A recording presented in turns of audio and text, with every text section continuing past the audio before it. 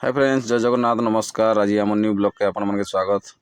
देखो तो आम गाड़ी आज मिल रे खाली होचे। आम खाली सरला पर किन जाके जिमा काଣା लोड करमा आपण मन के मोर ब्लॉग रे सब देखामा। आपण मन मोर ब्लॉग के लास्ट तक देखन। देखो तो मैं पेट्रोल पंप के बोले आइली गाड़ी दे ठिया आइचे देखन ने डीजल पकई करी मुई गाड़ी पे ठिया करछे। एबे मुई जो जेटा खलियापाली मंडी देख पारे आम गाड़ी इटा लोडिंग स्टार्ट हो गला ना। देखन केते धान पड़ी आड़े सियाड़े ओजन करी आम गाड़ी लोड करुचन खलियापाली मंडी रे। देखुए धान बस्ता आनिकी लोड अधा है ना। देखो फाइनाली आम गाड़ी लोड सरीगला। एबे आम कागज बनला पर टीपी फिर मिल के बाहरी मु लोड सरीगला आम गाड़ी।